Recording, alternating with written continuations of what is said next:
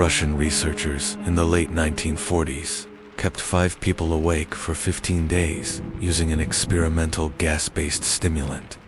They were kept in a sealed environment to carefully monitor their oxygen intake so the gas didn't kill them, since it was toxic in high concentrations. This was before closed-circuit cameras, so they had only microphones and 5-inch thick glass porthole-sized windows into the chamber to monitor them. The chamber was stocked with books and cots to sleep on, but no bedding, as well as running water, a toilet, and enough dried food to last all 5 for over a month. The test subjects were political prisoners deemed enemies of the state during World War II. Everything was fine for the first 5 days. The subjects hardly complained, having been promised falsely that they would be freed if they submitted to the test and did not sleep for 30 days. Their conversations and activities were monitored, and it was noted that they continued to talk about increasingly traumatic incidents in their past. The general tone of their conversations took on a darker aspect after the 4-day mark. After 5 days, they started to complain about the circumstances and events that lead them to where they were, and started to demonstrate severe paranoia. They stopped talking to each other and began alternately whispering into the microphones and one-way mirrored portholes. Oddly, they all seemed to think they could win the trust of the experimenters by turning over their comrades, the other subjects in captivity with them. At first, the researchers suspected this was an effect of the gas itself. After 9 days, the first of them started screaming. He ran the length of the chamber repeatedly, yelling at the top of his lungs for 3 hours straight, at which point he continued attempting to scream, but was only able to produce occasional squeaks. The researchers postulated that he had physically torn his vocal cords. The most surprising thing about this behavior was how the other captives reacted to it, or rather, didn't react to it. They continued whispering into the microphones until the second of the captives started to scream. The 2 non-screaming captives took the books apart, smeared page after page with their own feces, and pasted them calmly over the glass portholes.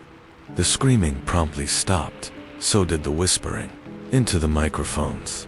After 3 more days passed, the researchers checked the microphones hourly to make sure they were working, since they thought it impossible that no sound could be occurring with 5 people inside. The oxygen consumption in the chamber indicated that all 5 must still be alive. In fact, it was the amount of oxygen 5 people would consume at a very heavy level of strenuous exercise. On the morning of the 14th day, the researchers did something they said they would not do to get a reaction from the captives. They used the intercom inside the chamber, hoping to provoke any response from the people they were afraid were either dead or vegetables. They announced, "We are opening the chamber to test the microphones. Step away from the door and lie flat on the floor, or you will be shot. Compliance will earn one of you your immediate freedom." To their surprise, they heard a calm voice respond in a single phrase, "We no longer want to be freed." Debate broke out among the researchers and the military forces funding the research. Unable to provoke any more response using the intercom, it was finally decided to open the chamber at midnight on the 15th day. The chamber was flushed of the stimulant gas and filled with fresh air, and immediately, voices from the microphones began to object. 3 different voices began begging, as if pleading for the life of loved ones, to turn the gas back on. The chamber was opened, and soldiers were sent in to retrieve the test subjects. They began to scream louder than ever, and so did the soldiers. When they saw what was inside, 4 of the 5 subjects were still alive, although no one could rightly call the state that any of them in life. The food rations past day 5 had not been so much as touched. There were chunks of meat from the dead test subjects' thighs and chest stuffed into the drain in the center of the chamber, blocking it and allowing 4 inches of water to accumulate on the floor. Precisely how much of the water on the floor was action blood was never determined.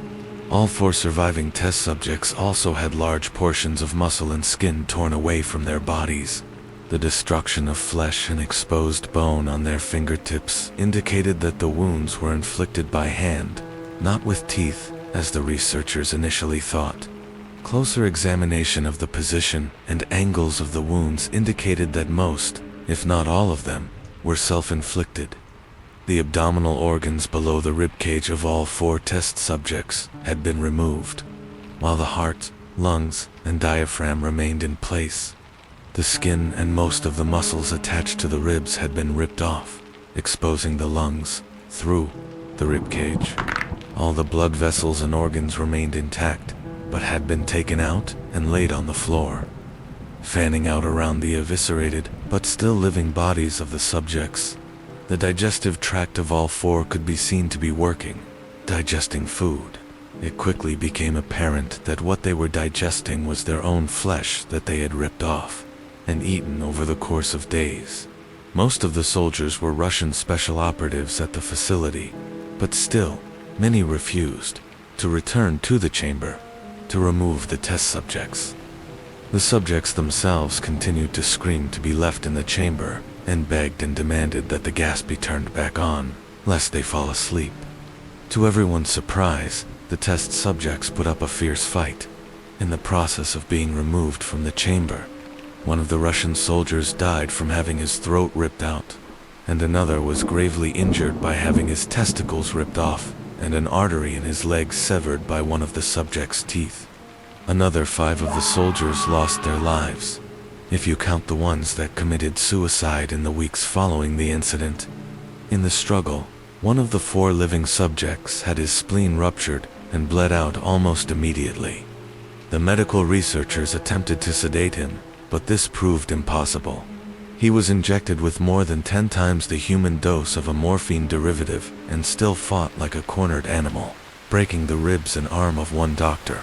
His heart was seen to beat for a full 2 minutes after he had bled out, to the point there was more air in his vascular system than blood. Even after it stopped, he continued to scream and flail for another 3 minutes, struggling to attack anyone in reach and just repeating the word moreover and over, weaker and weaker, until he finally fell silent. The surviving 3 test subjects were heavily restrained and moved to a medical facility. The 2 with intact vocal cords continuously begging for the gas, demanding to be kept awake. The most injured of the 3 was taken to the only surgical operating room that the facility had. In the process of preparing the subject to have his organs placed back within his body, it was found that he was effectively immune to the sedative they had given him to prepare him for the surgery. He fought furiously against his restraints when the anesthetic gas was brought out to put him under. He managed to tear most of the way through a 4-inch wide leather strap on one wrist, even through the weight of a 200-pound soldier holding that wrist. It took only a little more anesthetic than normal to put him under, and the instant his eyelids fluttered and closed, his heart stopped. In the autopsy of the test subject that died on the operating table, it was found that his blood had tripled the normal level of oxygen. The muscles that were still attached to his skeleton were badly torn, and he had broken 9 bones in his struggle to not be subdued. Most of them were from the force his own muscles had exerted on them. The second survivor had been the first of the group of 5 to start screaming. His vocal cords destroyed, he was unable to beg or object to surgery, and he only reacted by shaking his head violently in disapproval when the anesthetic gas was brought near him. He shook his head yes when someone suggested, reluctantly, that they should try the surgery without anesthetic, and did not react for the entire 6-hour procedure of replacing his abdominal organs and attempting to cover them with what remained of his skin. The surgeon presiding stated repeatedly that it should not be medically possible for the patient to still be alive. One terrified nurse assisting the surgery stated that she had seen the patient's mouth curl into a smile several times whenever his eyes met hers. When the surgery ended, the subject looked at the surgeon and began to wheeze loudly, attempting to talk while struggling. Assuming this must be something of drastic importance, the surgeon had a pen and pad fetched so the patient could write his message. It was simple: keep cutting. The other 2 test subjects were given the same surgery, both without anesthetic as well, although they had to be injected with a paralytic. For the duration of the operation, the surgeon found it impossible to perform the operation while the patients laughed continuously. Once paralyzed, the subjects could only follow the attending researchers with their eyes. The paralytic cleared their system in an abnormally short period of time, and they were soon trying to escape their bonds. The moment they could speak, they were again asking for the stimulant gas. The researchers tried asking why they had injured themselves, why they had ripped out their own guts, and why they wanted to be given the gas again.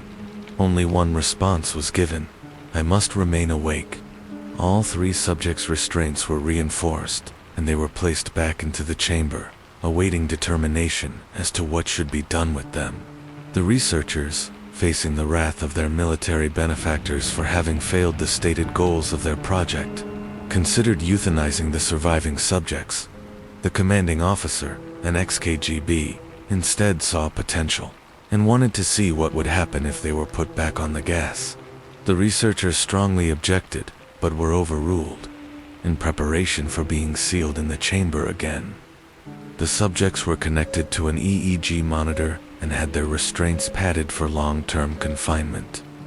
To everyone's surprise, all three stopped struggling the moment it was let slip that they were going back on the gas. It was obvious that, at this point, all three were putting up a great struggle to stay awake. One of the subjects that could speak was humming loudly and continuously. The mute subject was straining his legs against the leather bonds with all his might, first left, then right, then left again, for something to focus on. The remaining subject was holding his head off his pillow and blinking rapidly, having been the first to be wired to the EEG machine.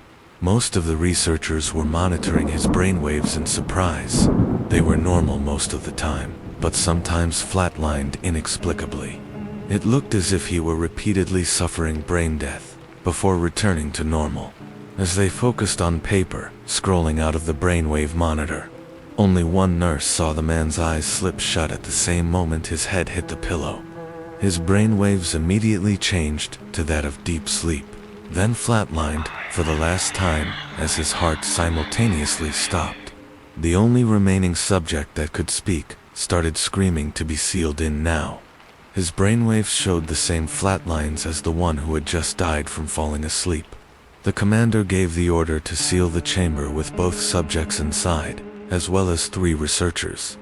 One of the named 3 immediately drew his gun and shot the commander point blank between the eyes, then turned the gun on the mute subject and blew his brains out as well. He pointed his gun at the remaining subject, still restrained to a bed, as the remaining members of the medical and research team fled the room. "I won't be locked in here with these things. Not with you," he screamed at the man strapped to the table. "What are you?" he demanded. "I must know." The subject smiled. "Have you forgotten so easily?" the subject asked. "We are you. We are the madness that lurks within you all, begging to be free at every moment in your deepest animal mind. We are what you hide from in your beds every night. We are what you sedate into silence and paralysis when you go to the nocturnal haven where we cannot tread." The researcher paused, then aimed at the subject's heart and fired. The EEG flatlined as the subject weakly choked out, "So nearly free."